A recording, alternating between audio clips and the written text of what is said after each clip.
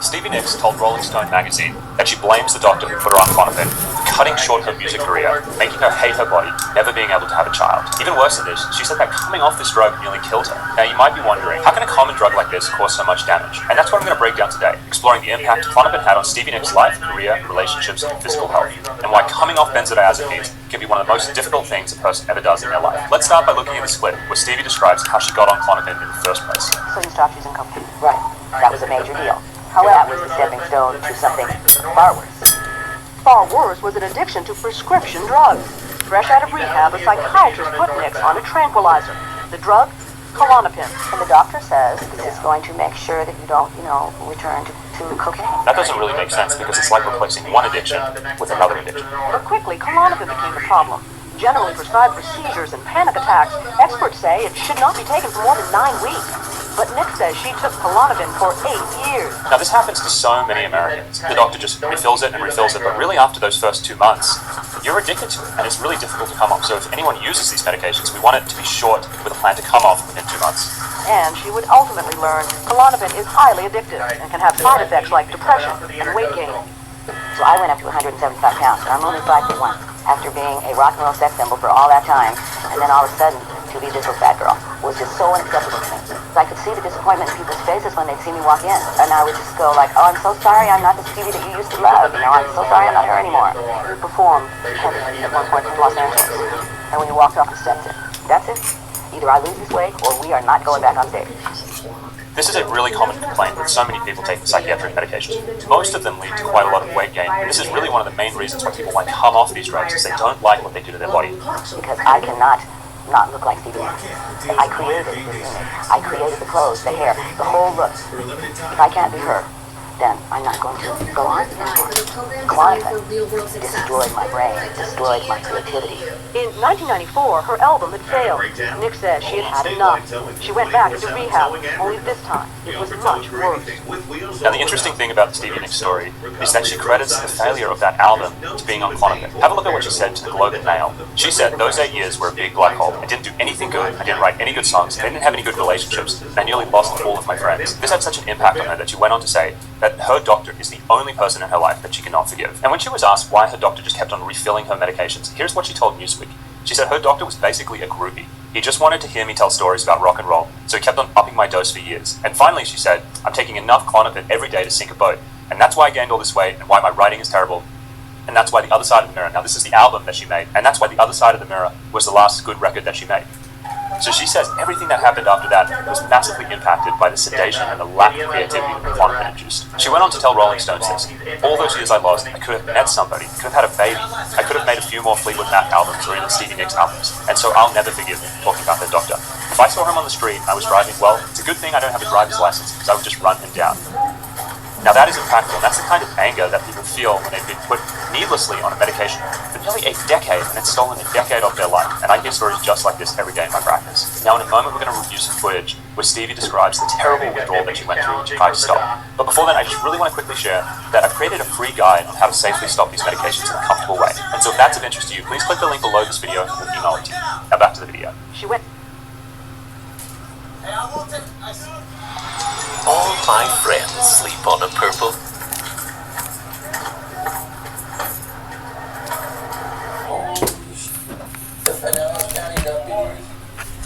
Freaking driving insane. Hey, what's your cost? Hey, you got a marine in the water or it's not? Just us?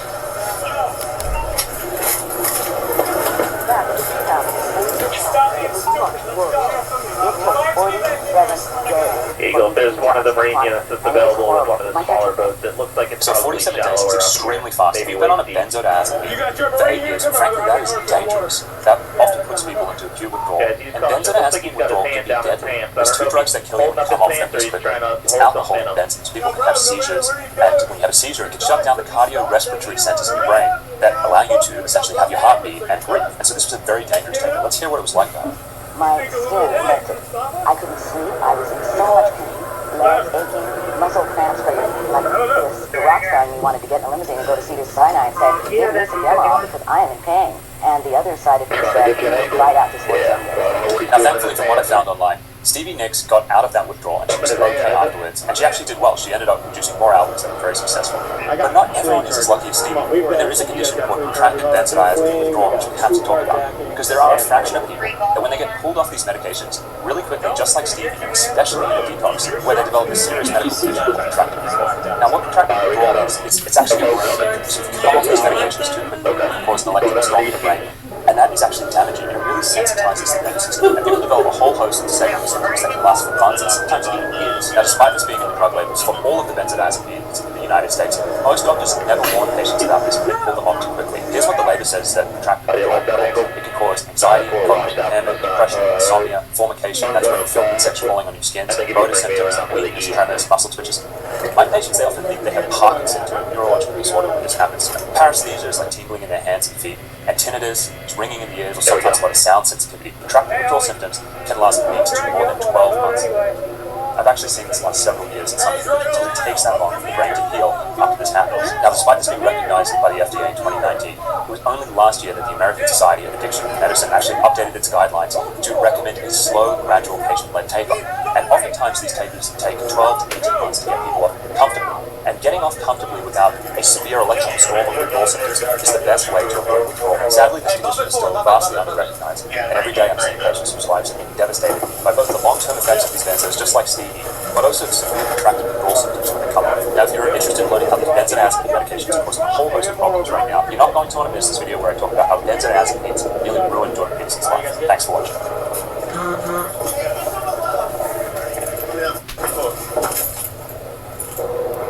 Make sure his hands don't pop back up.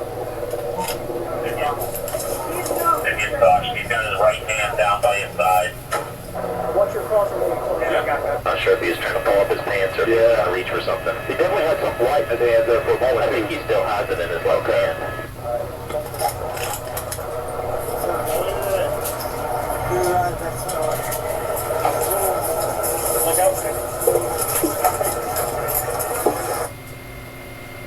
What's the most complicated part of making these grids? Alright, Marine units have got him on the boat. They're going 10-15. There's an angle here. We got one for the engine a little bit. Yeah. Shares nearly 1,000 confirmed cases, so far none reported in Arizona. But public health officials are investigating how this all started. Probably the guy That's who started is this driving area. erratically, right? Yeah. Causing a surge in foodborne outbreaks nationwide. Watery diarrhea, cramping, bloating, fatigue, nausea, sometimes I don't vomiting. know how they're going to work jurisdiction right now, but yeah, People have been diagnosed with the we got it. disease Oh, known good. as cyclosporiasis. According to the CDC, nearly 24 other Yeah, he's states have fighting reported with them. cases. The agency says the parasite can spread through contaminated food. Some of those things are tied to due to its surface area. There's more risk for exposure on them. Infections usually occur during the summer months, but this year states are already seeing more cases than normal. Public health experts say they're investigating what's driving the current outbreaks, but they're urging I wondered because Wisteria, remember that? It was in the Yeah, he carjacked about 3 cars. dips. He's in the water right now. We Some of them just scooped leafy him out of the water. greens. Yeah. That's why it's important. You want to watch stuff really good. Even if it says it's already washed, it's good. If you can. You're not going to be picky. Sometimes I will. If it says it's already washed, sometimes 3 times. Yeah, I'll make exceptions here and there, but on the norm, I'll give them a rinse. Yeah, a lot of people keep on here salt and baking soda mixture, a few drops of vinegar, some water, give them a little bath. Yeah, and then of course keeping your gut microbiome healthy. The suspect, really good. identified If you as feel Kenneth yourself maybe Lunford, getting also overexposed, known as Keiki, was there's so transported many to St. different Petersburg good, General for medical treatment. According to the incident report, antimicrobials Kenneth vomited several times Get while an waiting for antibiotic EMS if and needed. admitted to swallowing Dilaudid, a painkiller that Yeah, is I mean, multiple it's good times to stronger than understand those morphine. signs While and undergoing symptoms. It treatment, doesn't- deputies it's searched his completely hotel room, not in which he our checked Western into using his medicine real systems. name, and We talked discovered about 393 grams of marijuana, 213 grams of THC oil, and 78 28 grams of an unknown white powdery substance, Don't which later say tested he. negative for controlled substances, suggesting that the powder was likely baking soda, frequently used as a look-alike in illicit drug transactions. Kenneth's bond was set at $10,000, and he was charged with 2 counts of carjacking, attempted carjacking, felony fleeing and eluding, resisting an officer with violence, robbery by sudden snatching, leaving the scene of a crash involving injuries, as well as battery on a law enforcement officer, and 29 separate traffic violations, including DUI, and leaving the scene of a crash. He originally pleaded not guilty, but later entered a plea agreement where he pleaded guilty to most of the felony charges in exchange for the state dropping several misdemeanor charges and the felony charge of battery on a law enforcement officer. He received a maximum penalty of 14 years for carjacking, attempted carjacking, and fleeing and eluding. He also received 5 years for resisting an officer with violence, robbery by sudden snatching, and leaving the scene of a crash involving injuries. He was also ordered to pay almost $20,000 in restitution on his driver's license. We're still working on more about the situation. That ship bill left Maine in 2023. Rob Caldwell filed this report looking back at his long career. People assume it's fringe, they assume it's uncommon, and they assume it won't happen to them. But these stories involve some of the most recognized names in the world, and so today we're breaking down 10 celebrities who have publicly shared the awful experiences that they've had with psychiatric medications, and we're going to reveal what their experiences tell us about the risks of these medications that most doctors barely discuss. So the first person we need to talk about is Kanye West, who has had a lot of problems with his psychiatric medication. Let's check out this short clip where he speaks to Joe Rogan about the impact that it had on his creativity. But what did it do? The main thing that it did is it destroyed my confidence. It made me this shell of who I really am. It grayed over my eyes. It made the Mustang that bucked. Now, given that he had a diagnosis of bipolar disorder, he's widely talking about lithium and antipsychotic medications, very powerful drugs. And obviously, you see this is a huge problem for someone when their primary skill is creativity and energy. And that's why Kanye has fallen off medications frequently. Now, we saw this with his breakdown at the start of 2025, where he was selling swastika t-shirts and had a very, very problematic episode. Later on, he ended up putting out a public apology to the Wall Street Journal, where he said that he has bipolar disorder and that Kanye's literally highlights the tragedy and the mental illness. Officers received word that an armed man had just shattered a window and forced his way into Now, the the next person we talk about is Steve Legend. This is a famous Australian actor who died during the filming of Dark Knight. Now, Steve died under mysterious circumstances in his home, which was later ruled to be an accidental overdose. So what was the cause? It's a combination of different medications which was being prescribed for insomnia and exhaustion. However, these medications were highly suspect because what he was taking was oxycodone, The officers sped toward the address. They had no way of knowing what this day was about to turn into. A chaotic situation that would require support from specialized units and equipment reserved for the most dangerous calls. Because the detective lost benzodiazepines that says this: the cocaine use of benzodiazepines may result in profound sedation, vestige, depression, coma, and death. It's likely that this cocktail made him stop breathing while he was sleeping. Now, what was especially suspicious about his death was that he wasn't just taking one opiate and one benzodiazepine together. He took 2 opiates and 3 benzodiazepines together. Now, after the scandal, when the criminal judge his doctor did Now, unfortunately, something very similar happened to Anna Nicole Smith. Now, Anna Nicole Smith was a cultural icon in the 90s. She was a famous playmate. She was also married to a tycoon billionaire lawyer. She was also a playmate as well. And lots of women were fiercely staked out for hundreds of millions of dollars. So she died in 2000 from her dead and accidentally overdosed. Now, when the coroner looked at what medication she was on, she was taking chloral hydrates, used to be known as a nicotine, which is a kind of old school sedative body. She was taking 4 different benzodiazepines. She was on Valium, Ativan, Xanax, and Clonopin. It was very clear that just these medications. He's got a 33 on him. Now, in this case as well, the family went after the 2 doctors that had blind illegal cocktails and medical spin, but unfortunately, they were showing up for Now, the next batch of people just listened to 9 benzodiazepines. 33, he's got a 33. The first one is a legendary guitarist, Eddie Van Halen. Now, he was prescribed Clonopin to help him stop his alcohol. Unfortunately, he didn't get Clonopin, so he ended up having to go to the family for a rapid recovery. Following his channel, the moment that was incredibly dangerous with the benzodiazepines. Yeah, he's running straight over. He's running on the first. He's got the 33 Now, on the his combat experience is so bad that he essentially became disabled right afterwards. And this is what he told us live after the early 2010s.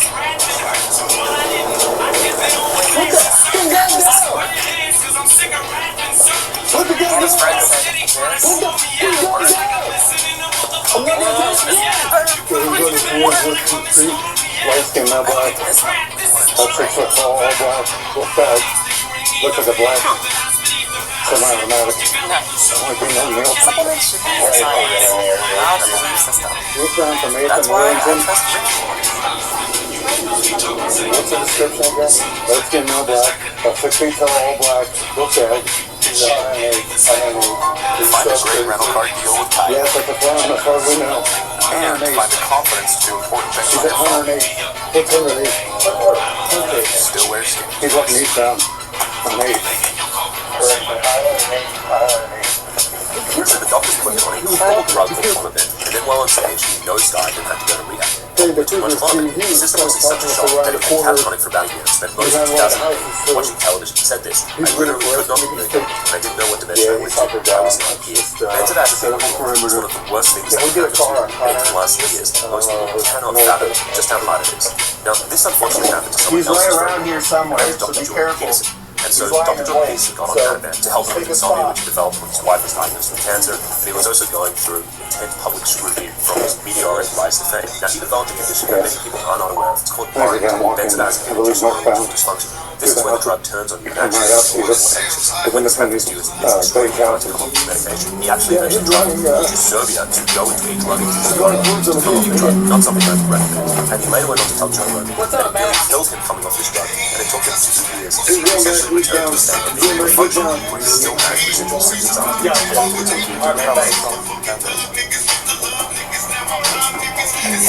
Oh, and I finally, 2 years ago, the next person that suffered greatly by drug addiction was Stevie Nicks. He is legendary solo artist and Fleetwood Mac singer who got benzodiazepines, which is kind of a thing. And he went absolutely cerebral and spent his whole entire 18 months. He tried to put to a coma, moaning, screaming out of the blue. That doctor had me on him for 8 years.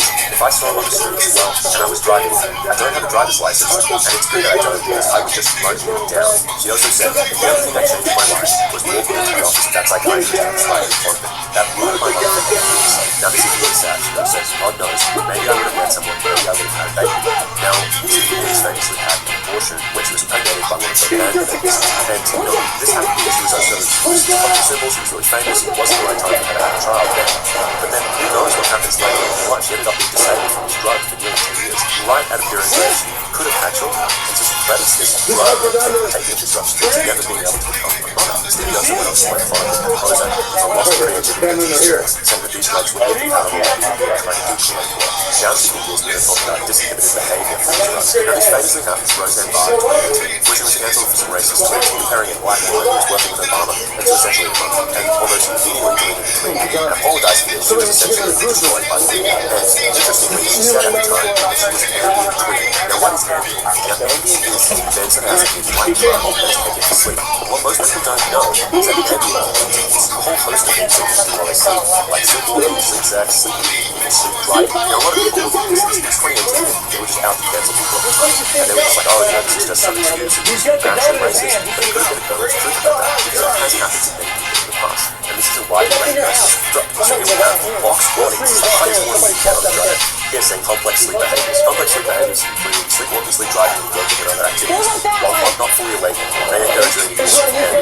These events may result in serious injuries, including discontinue ambient immediately if you're having any complex sleep behaviors. Now, much like Roseanne's tweets about national discussion on racism and also ambient, we also want to spark national discussion. We want conversations like this to go mainstream.